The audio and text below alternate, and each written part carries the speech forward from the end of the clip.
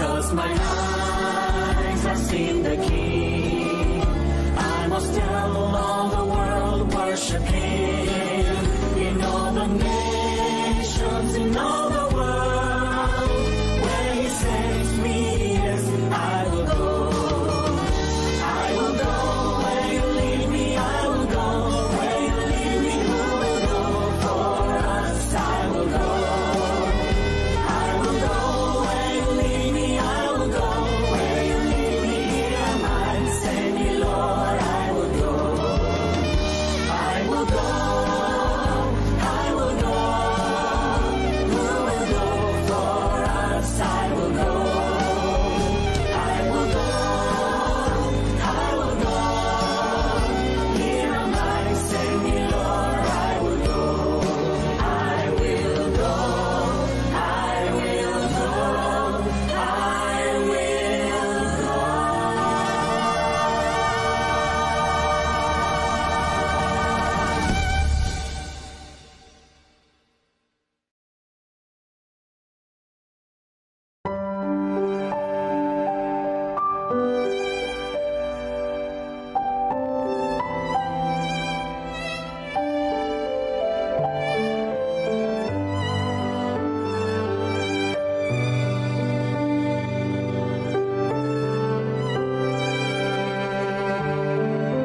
I could live without You.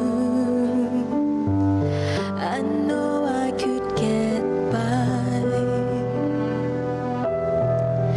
Millions of people do, but why couldn't I? I could live without You. Through the motions once again, maybe even laugh and smile, oblivious to sin. But why should I merely survive, content with just being alive? The best life can offer, the world and its gold, is nothing to the treasure You hold. I could live without You, but what would living be? Not a chance of escaping hell, a dark eternity. And now I have the strength to say, Lord, I've seen life from both shores. Before I chose You, Jesus, You chose me. Now find me fully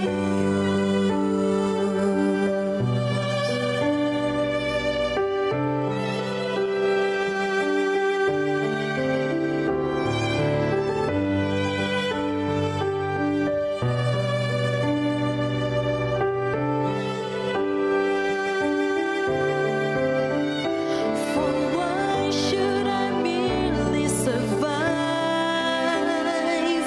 content with just being alive? The best life can offer, the world and its gold, is nothing to the treasure You hold. And now I have the strength to say, Lord, I've seen life from both shores. Before I chose You, Jesus, You chose me.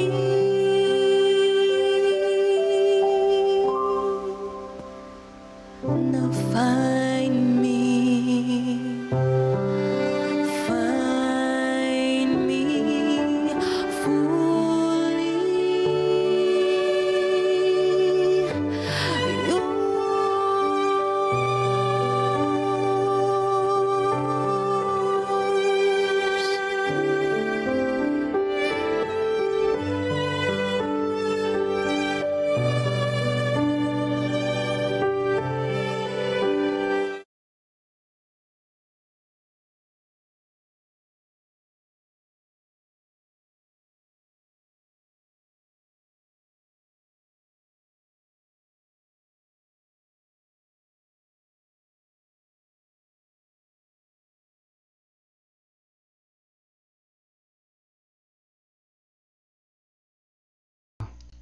Ayan.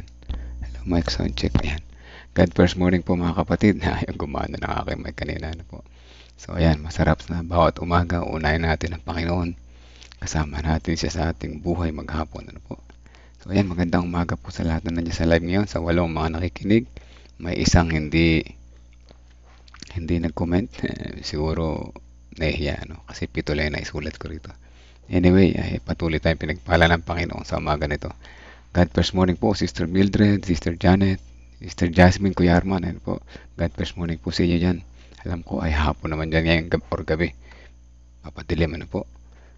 Sister Vicky, Sister Belinda, Sister Emelinda, Ate Rebe, God first morning po sa ating lahat. Pakinggan po natin ang ating lesson sa baka ating malimutan. No? Pinapaalala sa atin, baka malimutan natin. Ano? Sige po, bigyan natin ng pagkakataon. Isang magandang umaga po sa inyo pong lahat mga kapatid at mga kaibigan. Today, January 16, 2025, ang pagpapala ng ating Panginoon ay ating nakakamtan. Ano? Baka ating malimutan isang kinakailangang mensahe. Tayo po ay manalangin. Panginoong Diyos na siyang aming tagapagligtas sa umaga na ito, ay aming idinadalangin ang aming pong pag-aaral. Panginoon, amin pong nilalapit ang aming mga sarili, kami po ay makasalanan. Ngunit alam po namin, O Diyos, kayo nariyan para sa amin. Sa umaga na ito ay aming itinadalangin ang isang mensahe na nais po namin dalhin at matutunan ngayon pong umaga na ito. Salamat po sa mensahe ng kaligtasan na inyong ipinagkaloob sa amin. Nawa ay marami kami matutunan ngayong umaga kay William Miller. Ito po ang aming dalangin sa banal na pangalan ni Jesus. Amen. Sabi po dito sa ating pinaka-key text mga kapatid. Ayan, yung ginamit sa ating babasahin ko lang din tapos reflection. Mas okay din yun. Mateo 22 verse 9. Kaya pumunta kayo sa mga pangunahing lansangan at anyayahan ninyo sa handaan ng kasalan ang sinumang makita ninyo. Ang mga mananampalataya ng kilusan ni Miller ay nakadama na dapat silang mag-apura sa pagbibigay babala sa mundo upang maganda para sa pagparito ni Kristo. Isa sa mga pangunahing instrumento na kanilang ginamit ay ang camp meeting, isang uri ng relihiyosong pagtitipon na ginamit ng mga Metodista at iba pa mula noong 1800s. So napakatagal na pala noong camp meeting. Ang pagsisimula para sa unang Millerite camp meeting ay naganap sa General Conference sa Boston noong Mayo 1843. Sa petsang iyon, ang taong 1843 ay malapit na at ang karamihan sa mundo ay hindi pa nabibigyang babala. So late na sila mga kapatid ko, no? Sabi pa dito, ipinahayag ni Lizzie Collins ang pananampalataya ng marami nang isulat niya, matibay ang aking pananampalataya sa pagparito ni Kristo sa 1843. Hindi ako gumagawa ng mga kalkulasyon para sa anumang bagay na lampas doon, kundi kalwalatian. Ngunit sa napakaikling panahon upang gisingin ang mga natutulog na birhen at iligtas ang mga kaluluwa, kailangan nating gumawa magtrabaho sa gabi at araw. Itinutulak tayo ng Diyos sa may pagmamadali upang bigyan ang huling paanyaya at kailangan nating gumawa ng buong taimtim at pilitin silang pumasok upang ang kanyang bahay ay mapuno. Ang malalakas na lalaki sa Israel ay nagtitipon para tulungan tayo. Ang sigaw sa hating gabi ay dapat ring gawin at umaalingaw-ngaw sa bawat lambak at sa bawat tuktok ng burol at kapatagan. Isang kakilakilabot na panginginig ang dapat na umabot sa mga makasalanan sa Zion. Isang krisis ang dapat dumating bago ang pintuan ng awa ay tuluyang maisara laban sa kanila. Dapat iparamdam sa kanila na ito ay ngayon o hindi na magpakailanman. Ang isang pakiramdam ng pag-aapura at kapananagutan ay nakasalalay sa mga tagasunod ni Miller noong kalagitnaan ng 1842. Kinabukasan, matapos isulat ni Collins ang kanyang liham, nagbukas ang mahalagang General Conference sa Boston kasama si Joseph Bates sa pamumuno.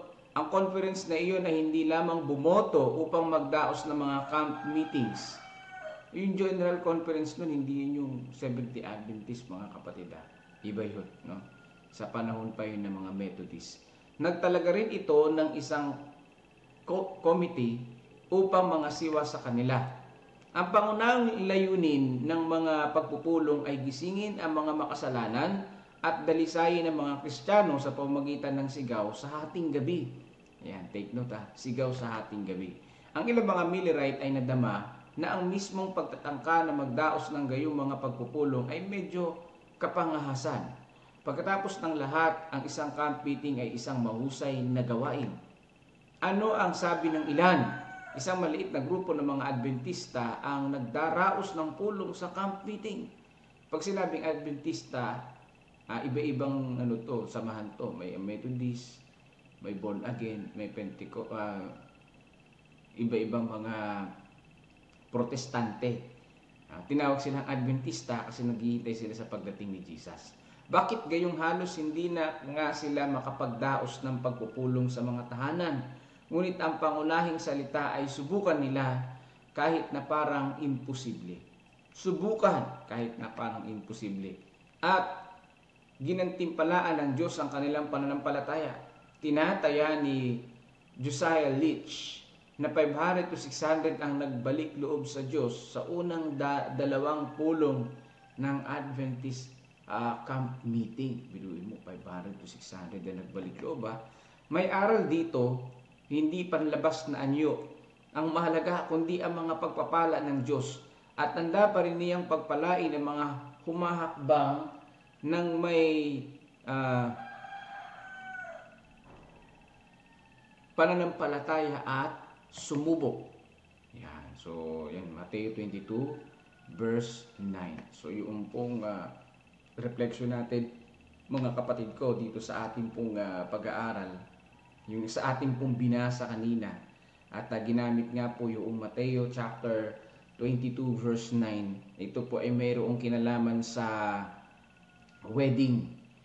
Ayan. Doon sa wedding, mga kapatid ko, una, meron lang in-invite na certain people, kaya lang hindi tumugon. Kaya sabi noong wedding master o yung ikakasal ay kayo ay humayo at mag-invite pa ng maraming mga tao. Yan, mag-invite ng maraming mga tao. Kung sino yung tutugon ay yun. Yan. So dito po mga kapatid, inilahahalin tulad yun sa pangangaral ng mga kapatid natin, ng mga unang mga tao ng mga Adventista na tinatawag, bagamat sila ay Methodist at iba-iba mga grupo ng Protestante nagsama-sama, may Baptist din na tinawag nilang Adventista ang sarili nila dahil nga naghihintay sa pagdating ni Jesus kasi 1861 o 1863, ganyan, 1860s lumitaw ang Seventh-day Adventist. Galing din sa grupo ng Millerites na yon. Ayan, isa na dun si Joseph Bates na binanggit kanina.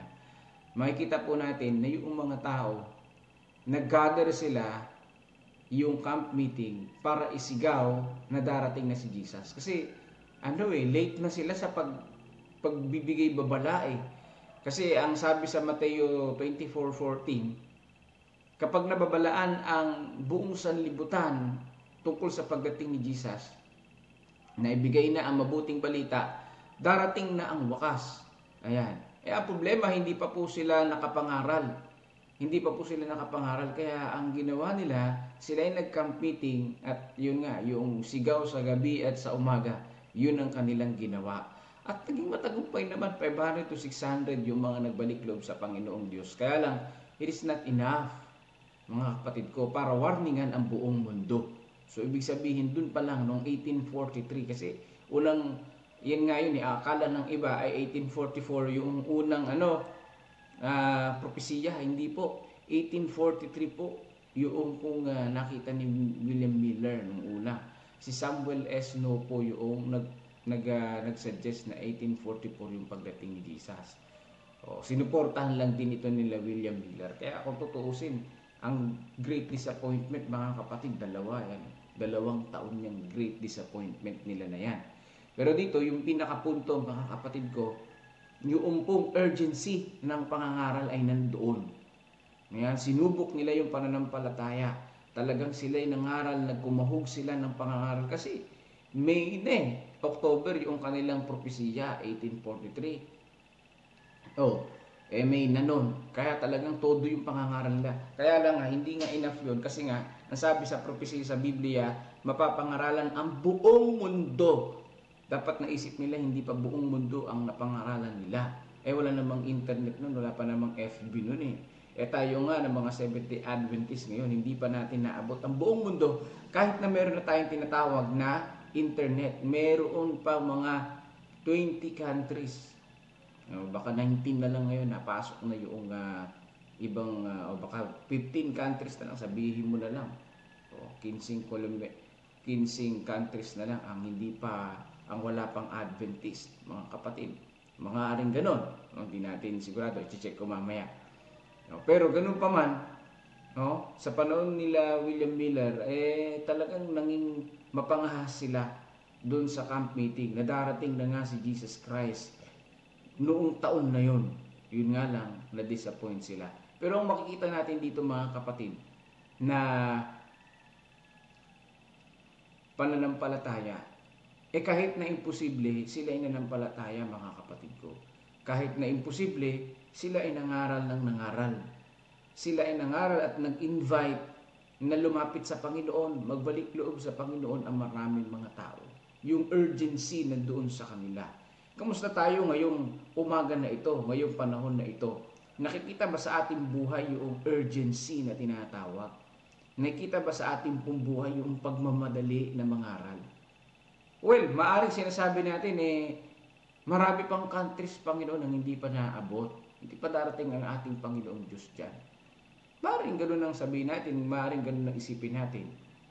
Pero hindi natin alam, bigla na lang mag-click yan, bigla na lang pumasok ang internet dyan, at mabasa agad at mapanood agad sa maikling panahon ng mga bansa na ito yung pagdating ng Panginoon, yung mensahe.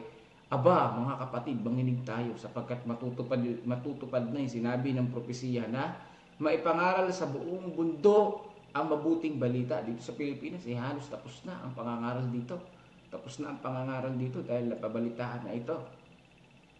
Sa dami ng reliyon dito, nag-aaway-aaway na yung mga tao. Di ba? Nagdidebate na. May mga bansa na hindi pa po naabot ng pabalita. Pero kung maabot yun, yun ay talaga masasabi natin, nandyan na ang Panginoon. Hindi lang malapit, nandyan na, malapit na. Talagang yan na yung Panginoong Diyos. Makikita na yung liwanag, yung trumpeta. Ano kaya habang ngayon nakikinig tayo ng devotional o nagbabasa tayo ng devotional, bigla na lang tumunog dyan ang trumpeta, Napakaganda. Napakagandang eksena. Kaya aking dalangin dumating nawa ang Panginoon. Yung malakas na trumpeta na yan marinig dyan sa kalangitan, mga kapatid. Kaya yung aking reflection dito, imposible man sa isipan natin, sumampalataya tayo sa ating Panginoong Diyos. Sumampalataya tayo sa ating Panginoon. Ano yung kinakailangang mensahe ng bawat isa sa atin ngayon? Mula pa noon, ano ang kinakailangang mensahe? Ang kinakailangang mensahe, mga kapatid, ay maghanda sa ikalawang pagparito ng ating pong Panginoong Diyos. Paghandaan natin ang ikalawang pagdating ni Jesus. Tayo ay humayo, mangaral, mag-invite, na tayo ay dapat na maganda sa ikalawang pagdating ni Jesus. Pero huwag natin sasabihin yung date, kasi walang date ng pagdating ni Jesus. Maganda lang tayo. Pwedeng ngayong taon dumating ang Panginoon o next year. Imposible man sa ating isipan na mapangaralan ang buong mundo dahil nga may tinatawag na mga Buddhist, mga atheist.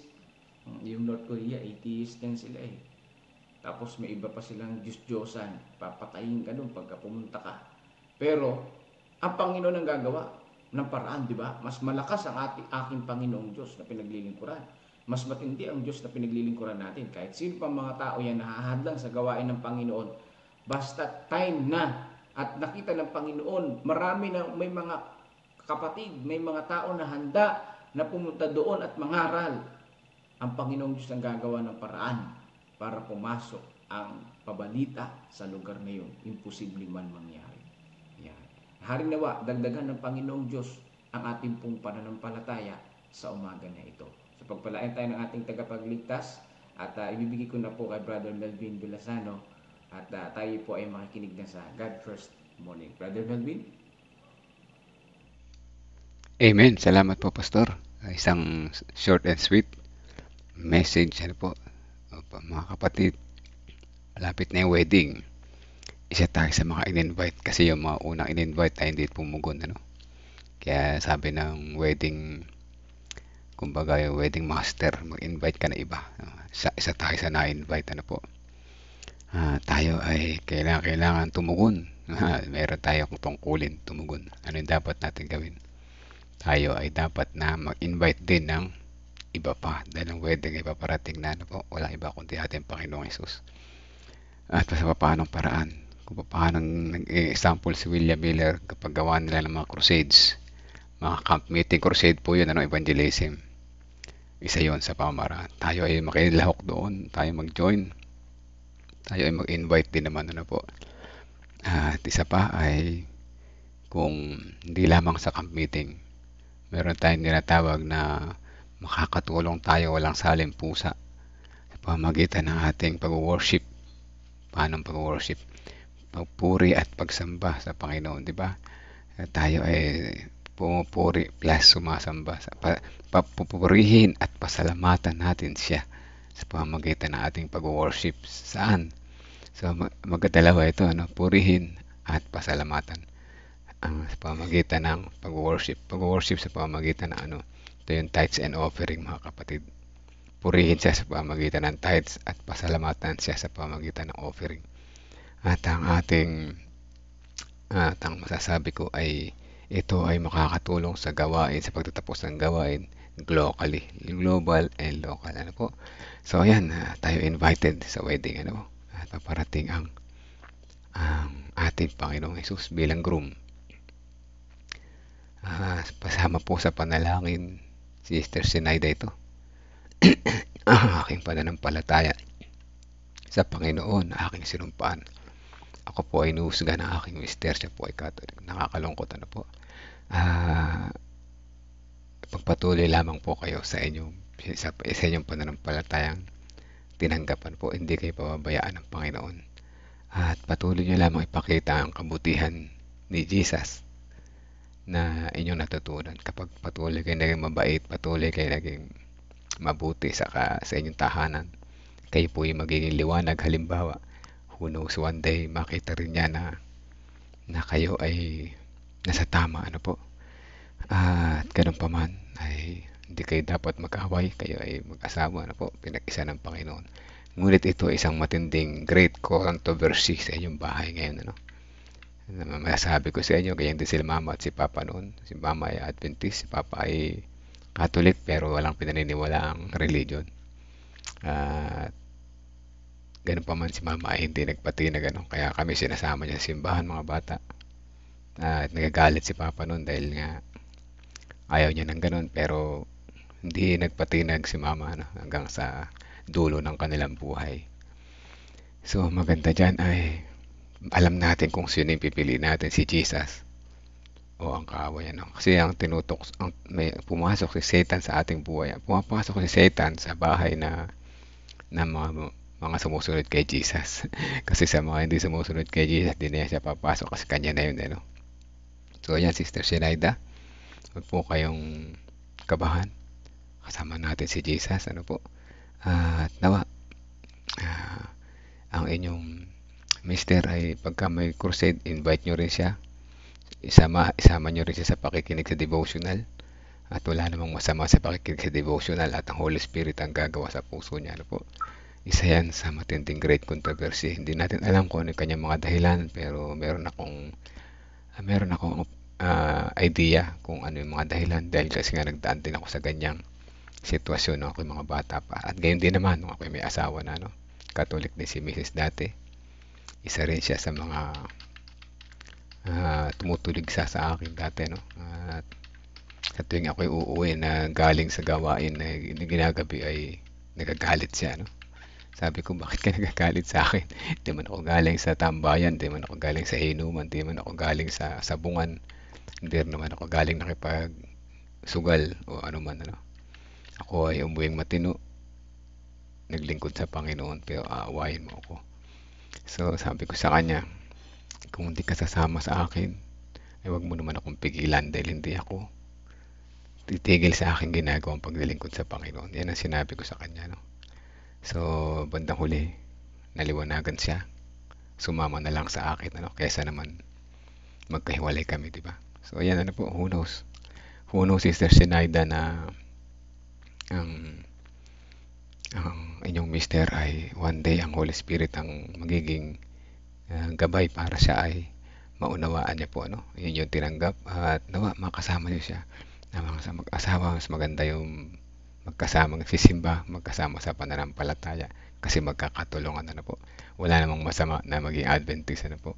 Kayo ay nasa Panginoon at wala ang sabi nga ay ipakita nyo lamang ang kabutihan dahil ang spirit of liberality or kabutihan or spirit of love is the spirit of heaven, while the spirit of selfishness, doubts, and fear is spirit of Satan. Yan, ano po.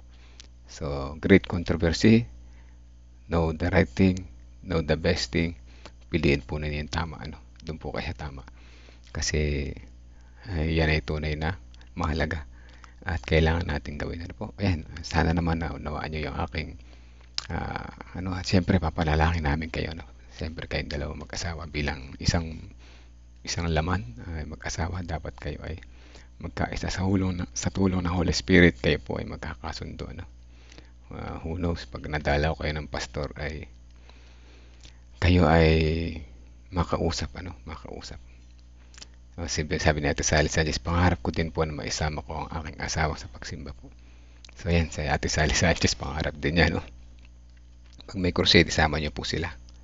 May evangelistic meeting, camp meeting, sama niyo po sila, no. Wala namang masama, makikinig ka lang doon. Yun lang, wala kayong ibang gagawin. And then, Holy Spirit na po ang bahala. At kapag ka naman nagdalaw yung pastor, mag-request na kayo na dalawin kayo sa bahay. Papanalangin kayo mag-asawa, ano po. Papanalangin kayo mag-asawa. At yan ang isang pamaraan na hindi nyo kailangang puwersa yung asawa ninyo. Sa mahirap ang sitwasyon dahil babae kayo, asawa nyo ay lalaki, ganyan din nangyayari kay mama at kay papa. Ganyan din naman sa amin bahay, ang pagkakaiba ko naman yung lalaki, siya naman ang babae, kaya mas sumunod siya sa akin, ano. Sabi ni Risa, tama po, mas mahalin natin ang family na di pa natanggap sa kalooban ng Diyos. Yan, totoo yan, ano po. Kasi kailangan kasama natin ang Holy Spirit, kasama natin ang Panginoon. Kaya kung alam natin na tama yung ginagawa natin, walang masama maging mabait. Anong masama sa pagiging mabait? Anong masama sa pagiging God first? Nuunahin mo yung Panginoon. Wala pong masama, no? Pero pag pinili natin hindi sumunod sa Panginoon, mas naniwala tayo sa tukso ng kaaway, doon ang masama. Doon tayo mabibitag, ano po. Doon tayo mabibitag. So ayan, malinaw yung aking pag-comfort sa inyo. Alam ko nabibigatan kayo sa buhay. Ngunit nandito tayo, attend lang kayo ng attend, Sister Sinaida, dito sa ating devotional. May comfort dito, tunay na may pag-asa. Sa discipleship ministry, may pag-asa. Ayan, isang halimbawa, si Sister Emelinda. Sabi niya, isama mo sa prayer si Elisaya, birthday niya. Birthday pala niya ngayon. Birthday niya ngayon, mga anak ko, mama ko, at may sakit. Birthday ni Sister Elisea, January 16. Ito yung tunay niyang birthday, na po. May habang kwento ito. Ako nag-ayos ng kasal nila, habang kwento ito. Simula pagkabata, January 1 yung alam niyang birthday niya. Nung pala sa birth certificate, January 16, po. Sige, sama natin, yung pamilya, po. Yan, isa yung si Sister Emelinda. Dati ay, yung kanyang asawa ay hindi Adventist. Pero ngayon ay ang Holy Spirit ang kumilos sa kanya at sinimulan na rin stop yung kanyang bisyo. Suma-attend na rin tuwing Sabat. At nag-God first morning na rin. At isa pa naging COP yung mga yan, Ay, nasabi ko, sorry. Pero isa silang halimbawa sana, nawa makapag-testimony kayo sa church na kayo ay hindi pinabayaan ng Panginoon. Sige po, lipat tayo sa kabila at nauubos yung ating oras. Tingnan natin ano. Tingnan natin ang ating magandang matututunan sa kabila. Makinig tayo ng mga reflections doon. Ano? Maganda rin yung mga reflections doon. At paminsan-minsan sumusulpot ako doon sa reflections. Ano po? Ayan, lang natin i-accept ako. Nawawala talaga yung camera pag ina-accept. Ayan na, simula na sila.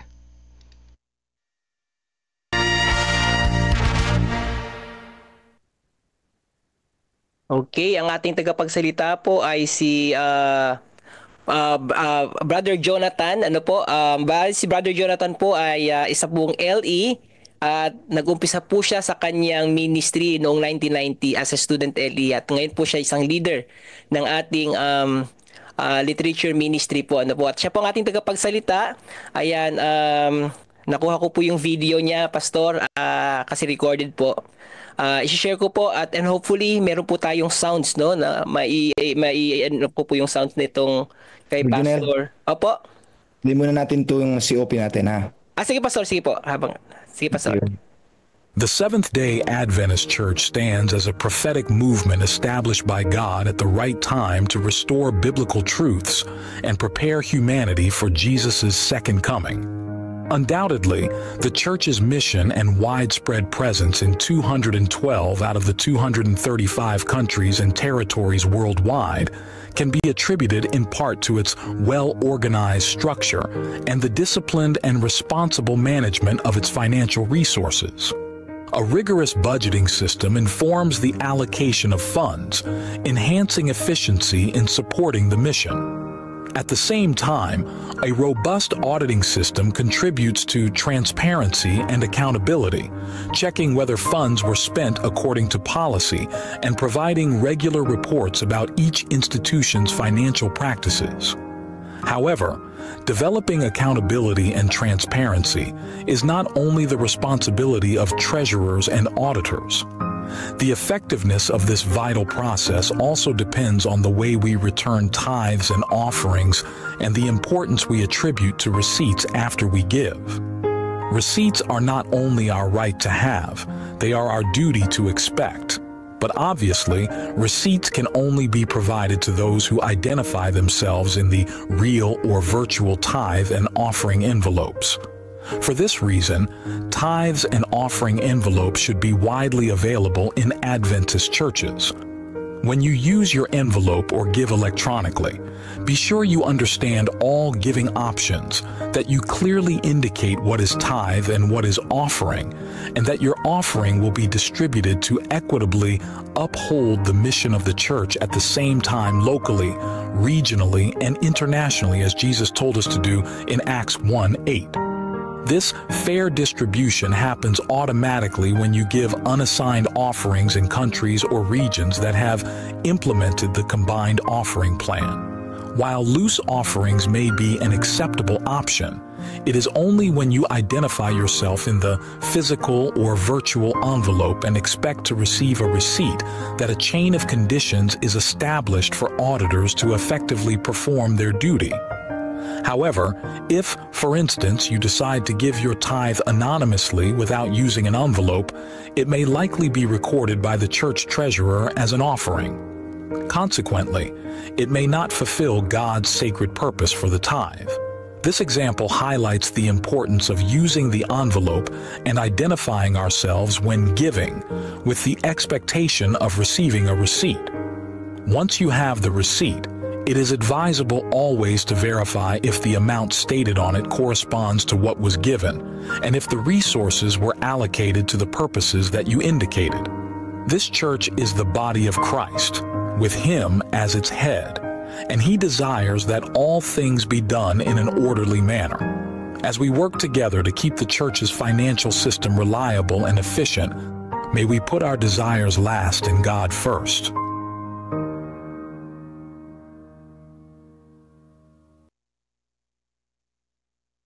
Okay, ito na po yung kay Brother Jonathan. Pastor, mag-share po ako. Yes, Pastor.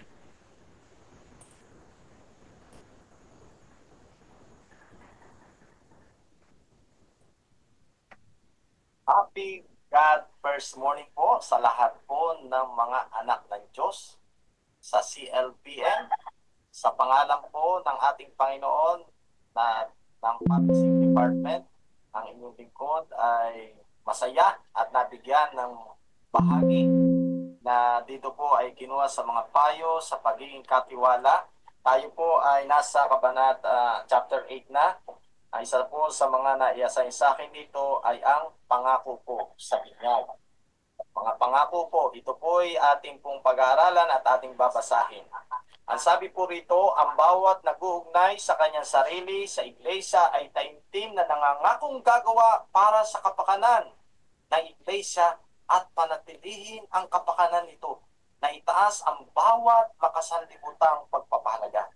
Iingatan niya ang buhay sa pakikipag-ugnay sa Diyos at gagawa ng buong puso at kaluluwa sa dakilang panukala ng pagtubos at ipakikita sa kanyang buhay at likas ang mataas na uri ng mga kautusan ng Diyos na kakaiba sa mga kaugalian at mga tuntunin ng sanlibutan. Bawat kaluluwang tumanggap kay Kristo ay nangangako sa kanyang sarili na maging lahat at maging isang manggagawa ukol sa Espiritu, na maging masigla, masigasig, at may kakayahan sa paglilingkod niya sa guro. Inaasahan po ni Kristo na ang bawat tao na gawin ang kanyang tungkulin. Hayang ito ang maging paksa salita sa lahat ng mga hanay ng kanyang mga tagasunod. Dapat ipakita ng lahat ng kanilang katapatan sa Diyos sa pamagitan ng matalinong paggamit ng kanyang ipinagkatiwalang puhunan, hindi lamang sa salapi kundi alinmang kaloob sa pagtatayo ng kanyang kaharian. Gagamitin ni Satanas ang bawat maaaring paraan upang hadlangan ang katotohanan na abutin ang iyong mga naninibing sa kamalian. Ngunit ang tinig ng babala at pakiusap ay dapat dumating sa kanila. At bagamat ilan lamang ang nasa gawain, libo-libo pa ang dapat na maging kasing sabik tulad nila. Ito po'y nasulat sa Testimonies for the Church, Volume 5, page 462. Alam niyo po, ay napakahalaga na tayo maging masigla. Ipalik muli po natin ang una nating pag-ibig sa Panginoon. Nung una nating tanggapin, ay talaga naman pong naglalagablab ang ating espiritual. Ituloy-tuloy po natin ito, mga minamahal kong mga kapatid. Gaya po ito ng pangako natin o panata. Nung tayo ay bina-Bible studyhan o nung tayo ay bago pumill up po nung tayo ay pumill up doon sa bago tayo mabinyagan, may pinipil upan po tayo sa pagbabautismo. Nais po natin ito muli na ating pag-aralan. Ang una po nating mga panata po noon, ang sabi po rito ay naniniwala ka bang may isang Diyos na walang hanggang kadyusan na may tatlong persona? Ang Ama, Diyos Ama, ang Anak at ang Espiritu Santo. Ito po ay nagpapatibay sa atin na ang kadyusan ay nagkakaisa. Ang pangalawa po ay tinatanggap mo bang na namatay si Jesucristo sa Kalbaryo bilang sakripisyo at handog upang matubos ka sa iyong mga kasalanan at biyaya ng Diyos sa pamagitan ng pananampalataya sa kanyang dugong dumanak ay na iligtas ka sa kasalanan at kaparusahan nito. Wow, mga minamahal kong mga kapatid, napakabuti ng Diyos na tayo nagkaroon ng tagapagligtas na si Kristo ang siyang naihandog sa halip na tayo. Namatay ang Panginoon para sa atin. Ang ikatatlo po ay tinatanggap mo ba si Jesucristo bilang iyong personal na Panginoon at tagapagligtas at sa paniniwala ang Diyos ay Kristo ay pinatawad ang iyong mga kasalanan at binigyan ka ng bagong puso at iyong tatalikuran ang makakasalanang gawin ng sanlibutan. Ibig sabihin yung dati nating mga gawain sa sanlibutan ay tayo ngayon ay magiging lalakad na kasama na ng Panginoon. Ang ikaapat po ay tinatanggap mo ba ang katwiran ni Kristo, ang iyong tagapamagitan sa santuaryo sa langit at ang kanyang pangakong biyaya sa kapangyarihan na kapagpapabago upang maging maibigin at nakasentro kay Kristo ang iyong buhay sa tahanan at sa sanlibutan? napakabuti mga kapatid, bagamat sa ating paglalakbay bilang mga anak ng Diyos, nagkakamali, nagkakasala, pero mga kapatid, gaya po ang ating Panginoon ay nasa santuaryo, namamagitan siya. Alam niyo po, ito ay palagi tayong mayroong pag-asa. Humingi po tayo ng kapatawaran at tayo ay kanyang patatawarin. Kaya ito po ay nananampalataya ka ba? Namamanata ka ba? Yan po ang isa sa ating mga pinirmahan nun. Kaya ang sagot natin ay yes, mga kapatid. Huwag po tayong magdalawang isip na lumapit sa Panginoon sapagkat ang Diyos ay nasa santuaryo na namamagitan sa atin. Ang sabi po, tinatanggap mo ba ang 10 utos ay nagpapahayag ng likas ng Diyos at ng kanyang kalooban? Alam niyo mga kapatid, itong 10 utos na ito, pagka sinunod natin ay magkakaroon tayo ng liwanag, hindi tayo mapapahamak, hindi tayo magdadalawang isip magdadalawang isip na tayo ba isusunod, hindi. Hindi. Ito po ay ituturo sa atin ng Panginoon kung mamahalin natin siya ay dire-diretso po ang ating pananampalataya mga kapatid. Tayo lamang ay sundin natin at sumunod tayo sa batas ng Diyos sa pamagitan po ng kanyang kapangyarihan ni Kristo. Malaki po ang pangingilim po ng araw ng Sabado. Kaya ano po ang sabi? Mula sa paglubog hanggang sa paglubog, tayo po'y sisimba mga kapatid.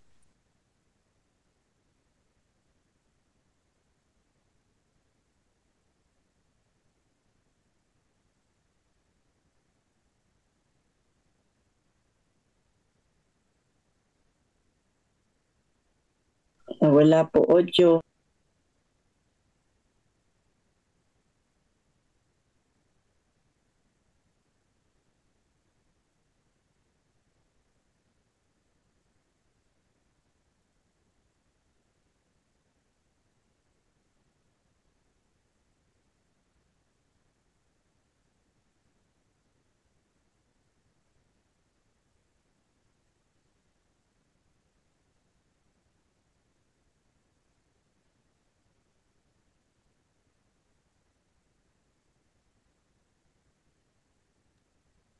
Pastor Janelle, wala pong audio.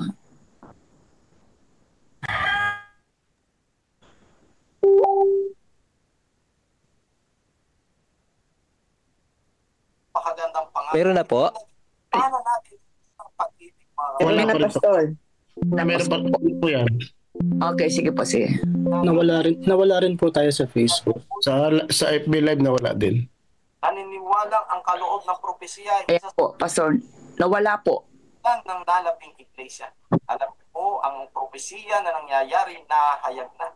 Nakita niyo po, kailangan nating pag-aralan muli.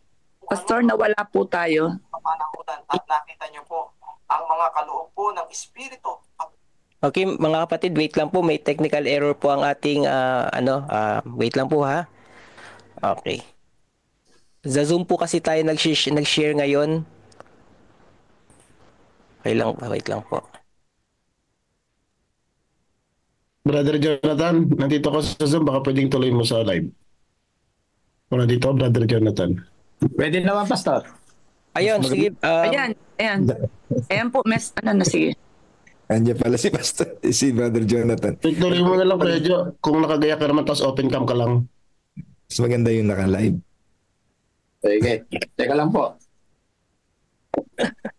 Ang problema kasi sa live, baka mahina lang yung signal lang. Yun lang ang problema. Opo. Naintindihan natin yun na bumitiw tayo sa Facebook saka sa YouTube. Meron pa rin po, Pastor. Yun nga lang po yung sounds natin ay nagkaroon ng problema po. So saluhin na ng ating resource speaker. Opo, ilalive niya po tayo. Sige po. Para hindi mabitin yung mga kapatid na nakatunghay sila. Ayun. Ayan. Okay na po. God bless you, Pastor Brother Jonathan. Thank you. Thank you, Pastor.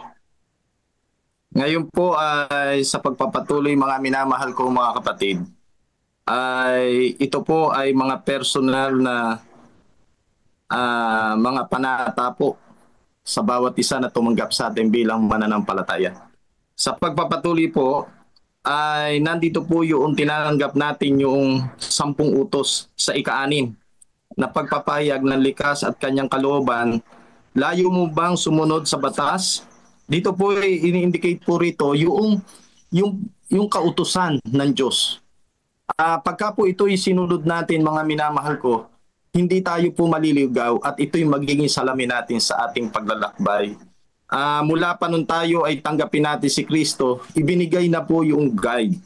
Kaya napakabuti ng ating Panginoon. Ang sabi po rito sa 7, hinahangad mo ba ang pagbabalik ni Jesus at ang mapalad na pag-asa pagka ito'y may kamatayang ay nabihisang walang kamatayan? Sa 1 Corinto 15:54. Habang naghahanda sa pagsalubong ng Panginoon, sasaksi ka ba sa kanyang pag-ibig na nagligtas sa pamagitan ng paggamit ng iyong mga talento upang maihanda ang iba sa kanyang maluwalhating pagpapakita? Binabanggit po rito na ang paglilingkod po ay katulad naghahangad tayo na tayo'y makasama sa langit. Bakit tayo gumagawa? Naalala ko si Shadrach, Meshach, Abednego. Nung sila'y nasa Panginoon, kahit nasa apoy man ng mga kapighatian, mga pagsubok, ang tatlong magkakaibigan na ito'y sila'y nagpasya.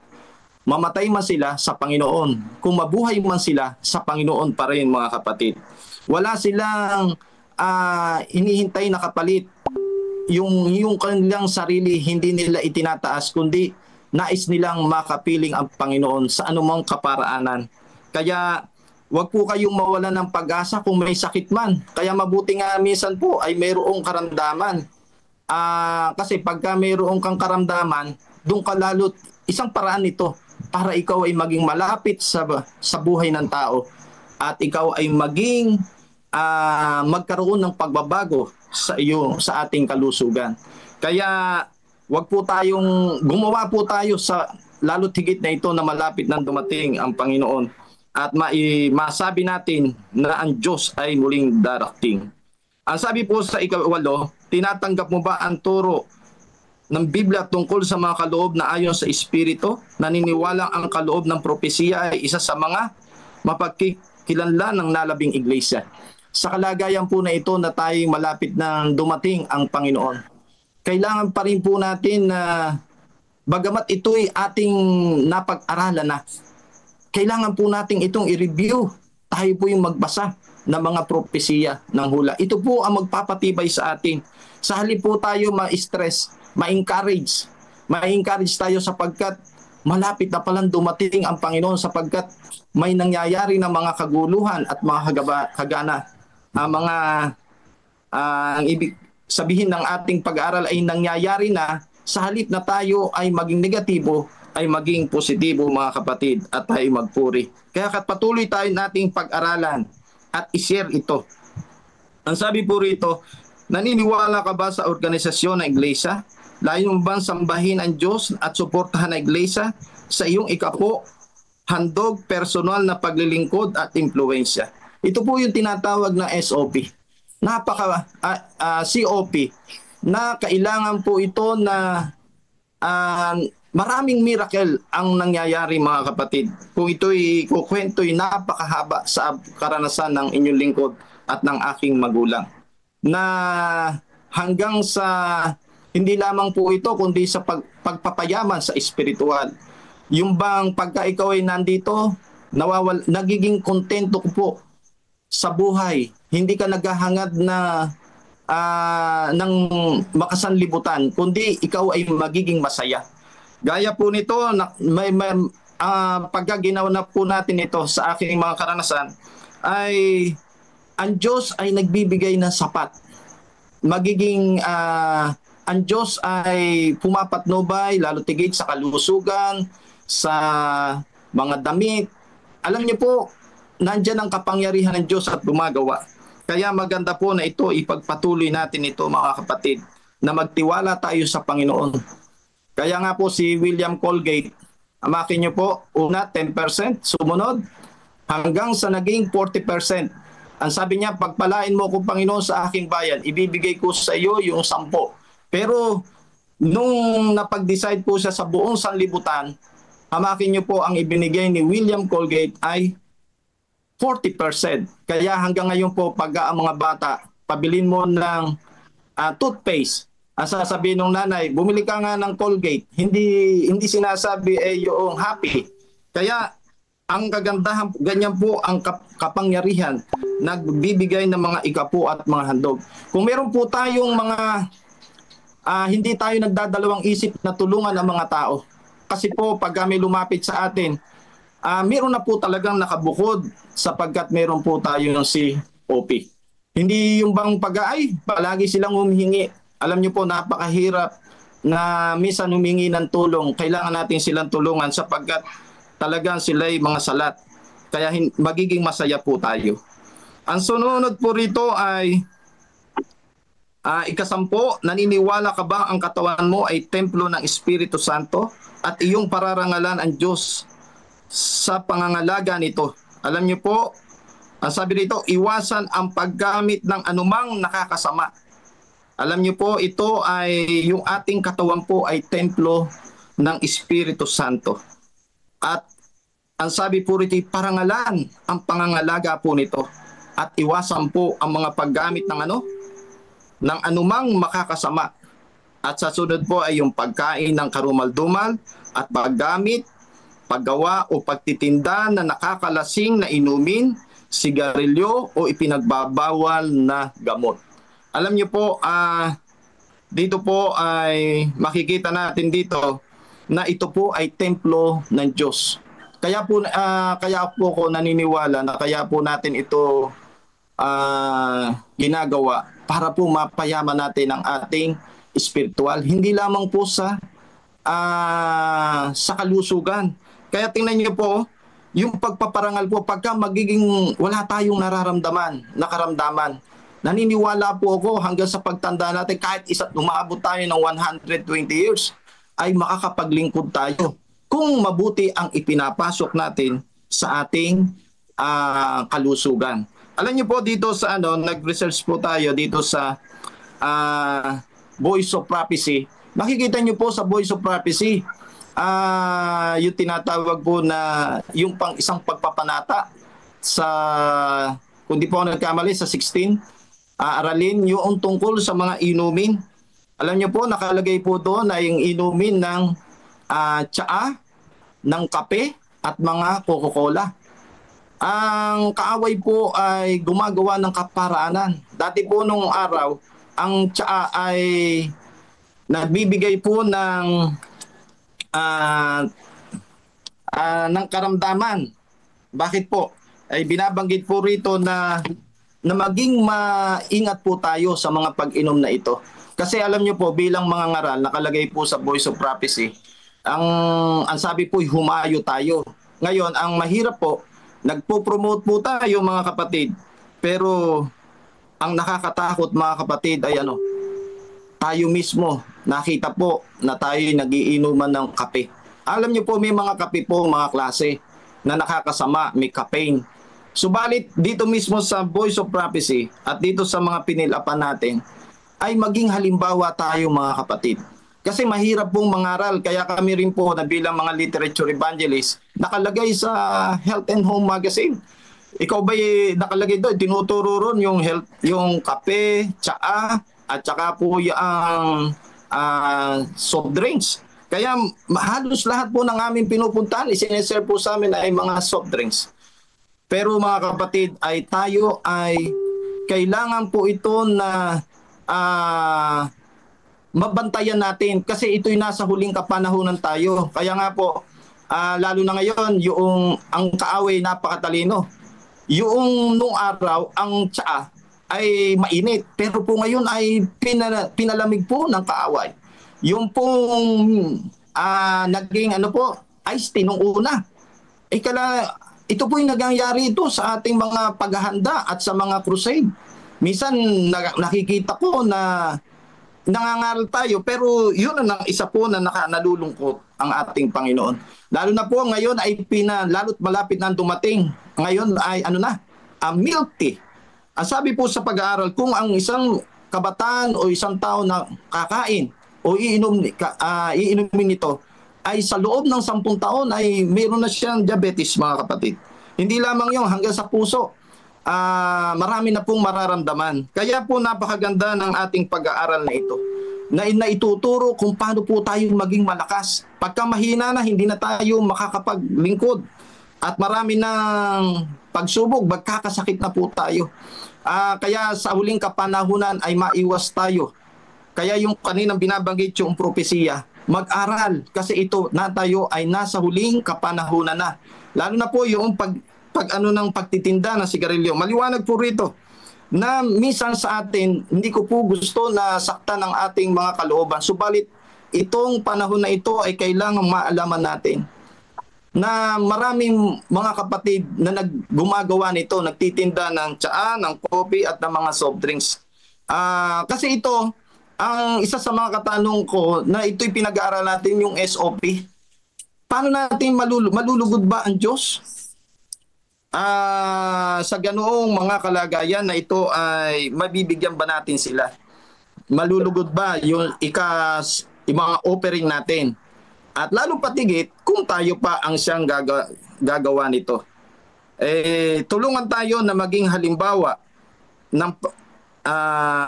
sa pananampalataya. Kaya po ay sabi po rito, yung pong pananahan ng banal na espiritu sa ating kalusugan.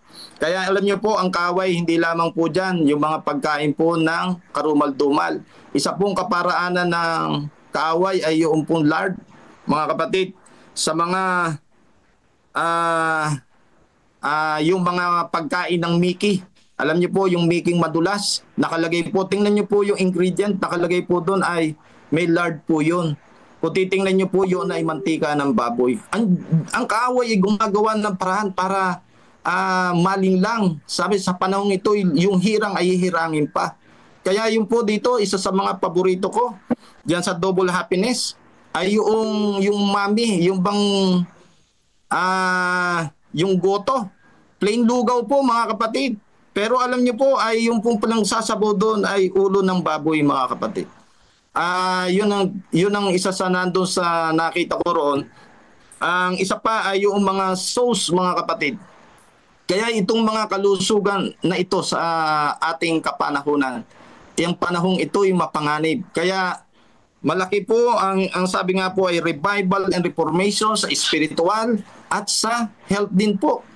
Kaya tulungan tayo ng Panginoon na tayo maiwas. Kaya nga po ito, isa sa mga karanasan na yung pagkain po ng mga tinapay ay yung kalimitan po yung nilalagyan ng lard. At akin pong tinatanong din sa panahon ng pag yung mga kaldaretang kambing, ay kaya pala masarap tinatanong ko ano ba kakuha ang sahog nito ay liver spread. O yung pong atay ng baboy.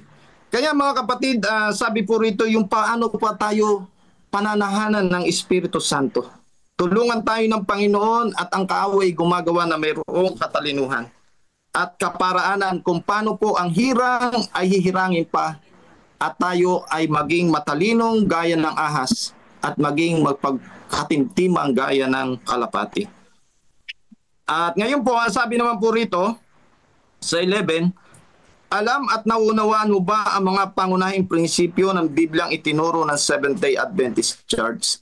Layon mo ba na sa biyaya ng Diyos na ganapin ang kanyang kalooban sa pagtugma ng iyong buhay ayon sa prinsipyong ito?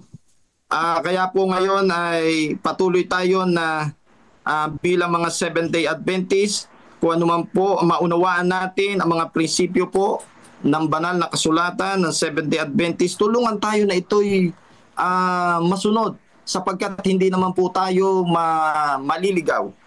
At ganoon din po sa 12, tinatanggap mo ba ang aral ng bagong tipan tungkol sa bautismo sa pamamagitan po ng paglubog? Kung mayroon man po na hindi pa naging Adventist, yung mga magulang, mga kapatid, mga anak, mga asawa, ay tulungan. Ito po kasi ang paraan kung paano yung pagtanggap sa Panginoon, yung pagpapakita na mahal natin ang Panginoon. At ito po sa panahong ito, ay ito ang panahon na paano mailubog ang ating mga kasalanan. Magkaroon ng pagbabago, yung presensya ng banal na Espiritu ay sumaatin. Kailangan ito'y maipahayag natin Kaya nung una po tayong tinanggap natin ang ating Panginoon, nung tayo ay nabautismuhan, ang saya-saya po natin. Masigla, mainit, mayaman sa pananampalataya. Pero nito ay papahina ang kalimitan, para bang naging natural. Subalit nakita ko po sa ganito, ang ating mga pamunuan ay gumawa ng kaparaanan kung paano po tayo ulit maibalik muli ang ating pananampalataya, maglagablab, magpainitan. At naniniwala po ako na ito yung sa huling kapanahunan na ibubuhos ang banal na Espiritu.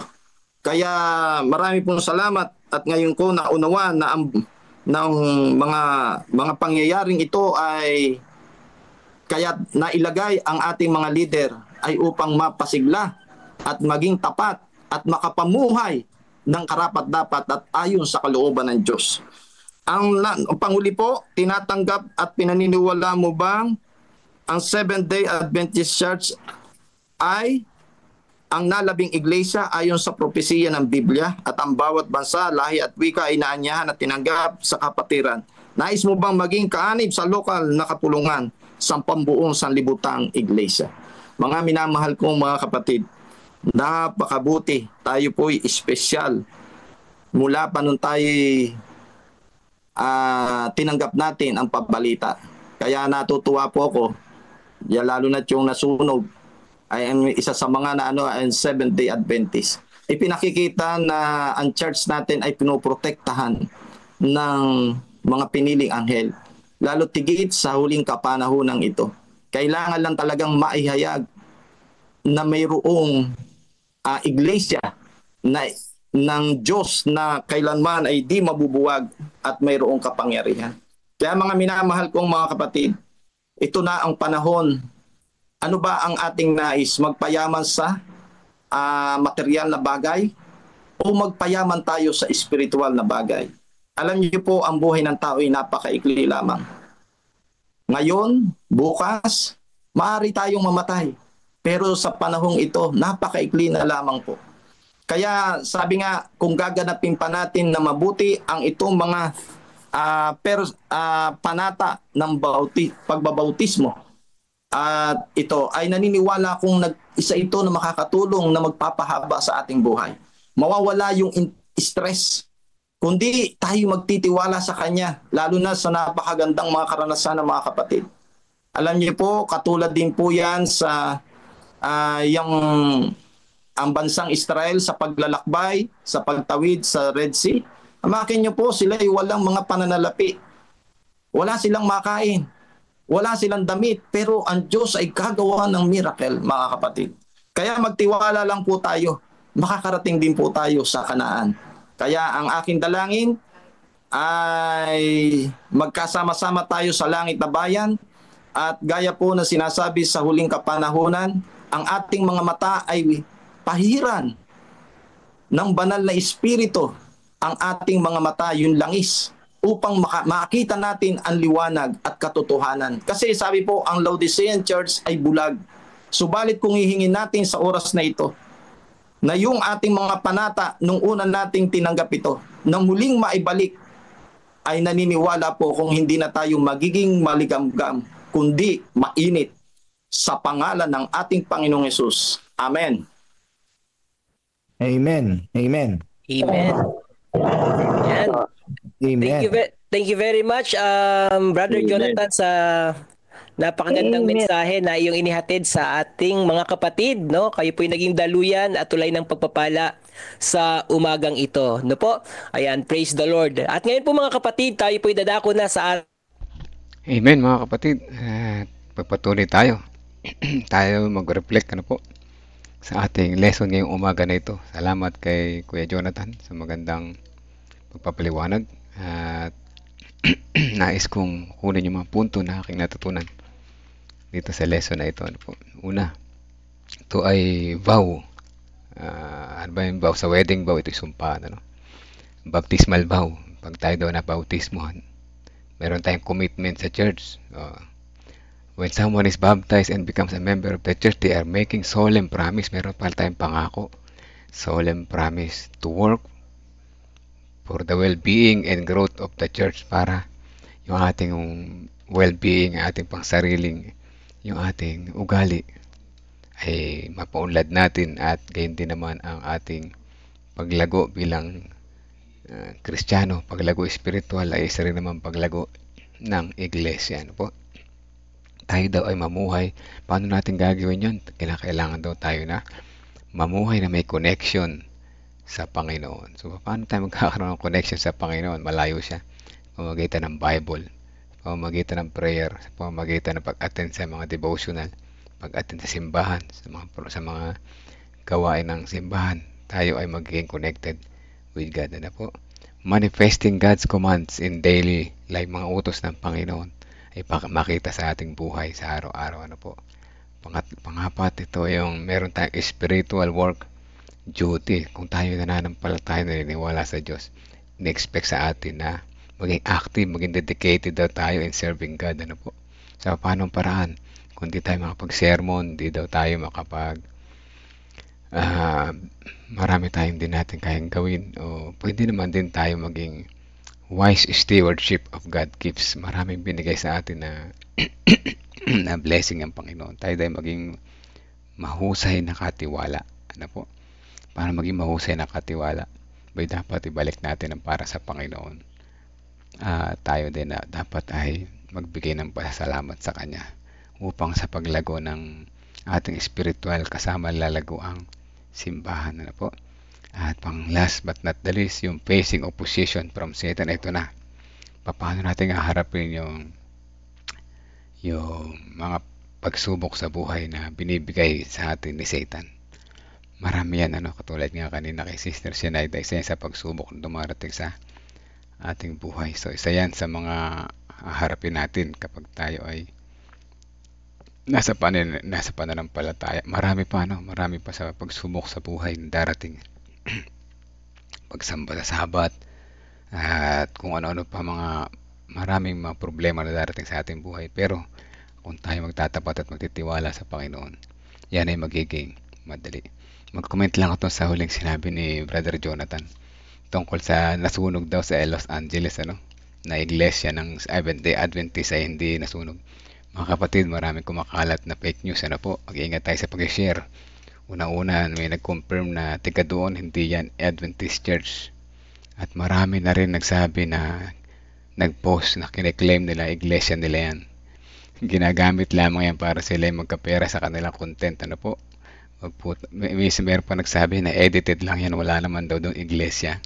So, huwag maniniwala sa social media, pag nakita nyo, share nyo kagad. Po? Delikado. Nagiging nagiging mali. Nagiging mali daw yung pagkakaunawa natin sa pag-ibig ng Diyos. Ibig sabihin ba, kapag Adventist ka, ikaw lang yung mahal ng Diyos? Ganun daw ba? Hindi po mga kapatid, lahat tayo mahal ng Diyos. Kaya nangyari yon sa Los Angeles. Pinayagan ng Panginoon mangyari yon para mga tao ay lumapit sa Kanya. Hindi pwedeng kung Adventist ka lang, ikaw lang iingatan. Hindi pwede kung ikaw lang gumagawa ng mabuti, ikaw lang yung mahal niya. Hindi po ganun. Hindi ganun ng Diyos. Hindi siya namimili ng mamahalin. Lahat tayo mahal ng Panginoon. So mag-ingat-ingat po tayo. Marami ko nakikita mga kapatiran na nagsishare ng tungkol sa ganyan. Ay hindi po yun nakakatulong sa pagtataas ng pananampalataya. Po? So mangyari dyan ay magiging bias pala yung Panginoon. Doon lamang siya mag-iingat. Totoo na iingatan ng Diyos ang mga nagtitiwala sa Kanya. Ngunit mahal din niya kahit na yung mga naliligaw. Yan, nasa lesson natin yan nung nakarang week. Na ang Panginoon ay equal ang Kanyang pag-ibig sa lahat ng tao. Gusto niya na magsisi tayo, lumapit sa Kanya at manampalataya. Po? Hindi yan yung bias na Diyos. So anyway, na-share ko lang kasi na-mention ni Brother Jonathan at una-una paano natin i-share na nangyari ba talaga, hindi naman natin alam, di tayo tiga doon. So huwag tayong mag-share ng hindi legit na information. Hindi natin may verify na sa atin talaga yon. At unang-una ay marami na rin pala nag-post na ibang religion. Nakakalungkot po. Ginagamit yung mga ganong issue para maging content, hindi maganda. So, ganun pa man, patuloy tayong magtiwala sa Panginoon, patuloy tayong kumunik sa Kanya. At siya ay ating mas maganda pa i-share natin yung mga ganito. Ayan, devotional. Legit yan dahil sa atin yan eh. Alam natin tayo yan. Ano po? Let's pray po mga kapatid. 23 tayo ngayon. Samahan niyo po ako manalangin. Sama natin yung mga prayer request. Ano po?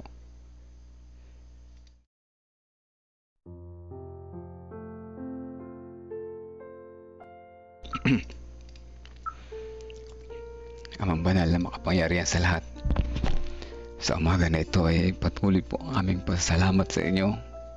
Unang-una sa halimbawa nila William Miller na kung saan ay sila ay naging isang halimbawa na mga napili na ma-invite sa paparating na wedding kung saan ito ay inyong second coming na kung saan paano nila i-share ang mabuting balita, ang kaligtasan ay inyong pagmamahal sa mga tao. Nawa tulungan nyo rin po kami na maaming may pabalita ang inyong kabutihan, ang inyong pagmamahal sa amin.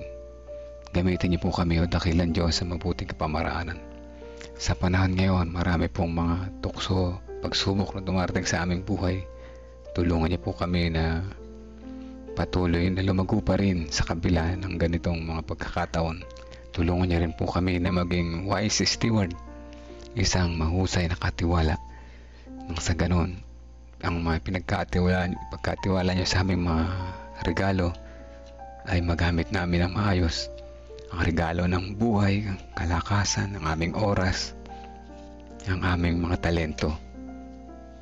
At sa huli ay aming mga pananalapi. Magamit namin ng maayos sa gawain, makatulong sa pagtatapos ng gawain. At kaya din naman aming sinasama sa panalangin ng mga kapatiran na nakikinig ngayon. Mayroong mga 21 souls na nakikinig na nanalangin sa gabi sa umaga na ito. Mayroon po kaming mga kahilingan. Ito po inyong dinggin o dakilan Diyos ayon sa inyong kalooban. Kasama po namin sa panalangin si Sister Abel Hermino sa kanyang pagpapagaling. Samahan niyo po siya. Ganyan din naman si Brother Ramon Hernandez at sa kanya ring karamdaman. Kasama din po namin sa panalangin si Sister Sinaida Manarang. Nawa po maging matatag siya. Samahan niya po siya sa kanyang pananampalatayang tinanggap, sa kanyang wedding vow na tinanggap po mula sa inyo. Sa ngayon may mga pagsubok na dumarating sa kanyang buhay. Sa kabila ng kanyang asawa ay hindi niya kapananampalataya o dakilan Diyos. Kayo nga po ang humipo sa kanilang bahay tahanan at mangusap sa kanila na ang pagtanggap at pagsunod po sa inyo ay isang kabutihan at hindi ito dapat napigilan at kundi dapat ay patuloy na suportahan. Nawa sila bilang mag-asawa, ang Holy Spirit ang manguna po sa buhay nila. Makita nila ang tunay na inyong pagmamahal o dakilan Diyos upang sa ganun ang pangunawa ay lumutang sa kanilang puso at sa kanilang buhay. Dinadalangin po namin na mag-asawa na ito ay one day makita namin magkasamang magsisimba, magkasama nagtatapat po sa inyo o dakilan Diyos. Dalangin din po namin si Ate Sally Sanchez. Pangarap din po niyang makasama ang kanyang may bahay sa kanyang pananampalataya, sa kanyang pagsamba o dakilan Diyos. Wala po kami magagawa sa sarili namin kakayahan. Ngunit kayo po ay walang imposible po sa inyo. No, ang Holy Spirit din ang humipo sa kanilang bahay tahanan at ang kanyang asawa ay one day makasama niya. Masaya na naglilingkod at nagtatapat po habang naghahanda sa inyong nalapat na pagbabalik. Dalangin din po namin ang aming kapatid na si Brother Eliseo sa kanyang pasalamat sa kanyang kaarawan ngayong araw na ito. Siya po ay inyong samahan patuloy sa kanyang paglago bilang isang Kristiyano, ang kanyang pananampalataya. Patuloy niyo po silang tulungan sa kanilang mga pangailangan, ang kanilang munting hanap buhay, pagtatrabaho, ang kanilang pag-travel araw-araw. Ay ingatan niyo po sila sa bawat sandali. Gayun din ng mga anak ni Sister Emelinda na malayo sa kanila at yung mama niya na may sakit o dakilan Diyos. Patuloy niyo pong hipuin ng mapagpagaling na kamay at gayon din sila bilang mag-asawa ay patuloy na maging matatag ang kanilang samahan. Kasama po kayo sa kanilang buhay o dakilan Diyos sapagkat hindi kami magtatagumpay kung sa sarili lamang namin. Amin din patuloy na sinasama sa panalangin ang iba pang mga kapatiran na nakikinig ngayon na kasama namin na nanalangin. May mga kahilingan din po kami sa aming mga sariling puso at isipan. Patuloy namin itong sinasama o dakilan Diyos. Ang sambahayan ni Ate Revy, kasama na yung kanilang mga kapatiran sa Leonardo Church, lalo na yung mga bagong binyagan, ay patuloy namin nilalapit po sa inyo. Ang sambahayan ni Sister Belinda Salvania, ang sambahayan ni Sister Vicky Jimenez, ang sambahayan ni Sister Janet Gatmaytan, kasama na si Brother Jojo Gatmaytan sa kanyang pagtatrabaho, kaya din na kanyang kalusugan. Ang sambahayan ni Sister Mildred, ang sambahayan ni Sister Jasmine Reyes, kasama na si Kuya Arman, at kasama na kanilang mga kaanak. Patuloy na ipagkaloob po sa kanila ang kanilang mga kahilingan sa mga sandali na ito. Patatagin ang kanilang pananampalataya rin sa araw-araw. Kaya din ang sambahayan ni Nanay Nerissa, kasama na si Brother Reynaldo Eusebio, patuloy na hipuin po siya o dakilan Diyos ng inyong mapagpagaling na kamay, na makita niya ang inyong kabutihan, ang inyong pagmamahal, at kayo ay bilang aming dakilang manggagamot, ang aming provider, ang aming protector. O dakilan Diyos, pasamahan po sila at paramdam po sa kanila ang inyong pagmamahal. Kaya din ang sambahayan ay Sister Resbeb Gutierrez, Sister Sweetie, kasama na Sister Hannah, Sister Shirley, ang sambahayan din ni Sister Flor, si Ate Flor at si Kuya Sani, gayon din yung kanilang anak na si Sister Joy o dakilan Diyos. Ang pinapanalangin nila na magkaroon na ng permanent work visa at kung ano pang pag-iingat na kanyang pangailangan doon malayo sa kanyang pamilya. Dalangin din po namin si Sister Nimpa Rivera, ang kanyang buong sambayan, ang sambayan din ni Kuya Narsing Canlas, din ang sambayan ni Kuya Melchor Canlas, ang sambayan ni Sister Elizabeth Erese, ang sambayan ni Ate Lorna, Kuya Bobby, ang kanilang trabaho araw-araw.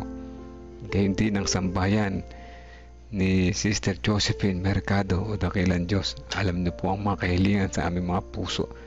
Ito po inyong dinggin ayon sa inyong kalooban. Patuloy na kami magamit sa aming iglesia, magliwanag sa aming nasakupan o dakilan Diyos. Salamat sa pag-ibig, salamat sa pagmamahal, at patawad po kung saan man kami nagkulang at nagkasala. Itong aming dalangin sa pangalan ni Jesus, na aming tagapagligtas. Amen. Amen.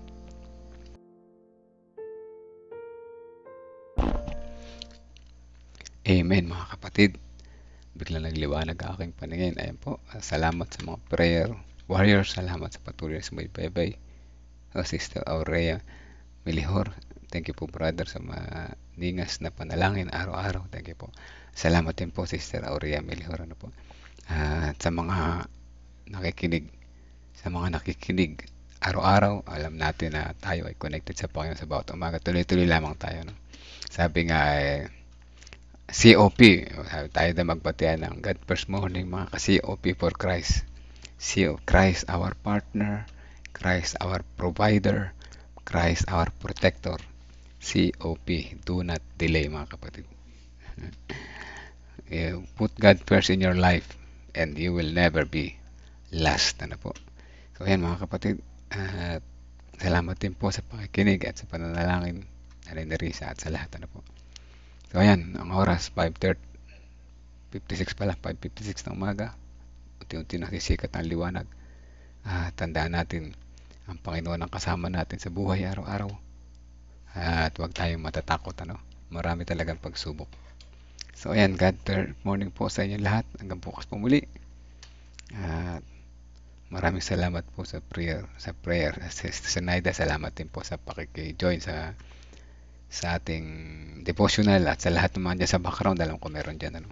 God first morning po sa atin lahat. Hanggang bukas po muli. Invited po kayo ulit lahat. Si Jesus yung nag-invite sa atin. Ano po? God first morning po.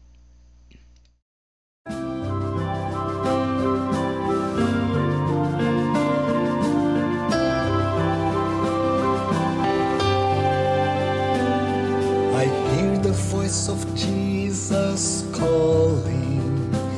My answer is I will go. I see the need of people crying.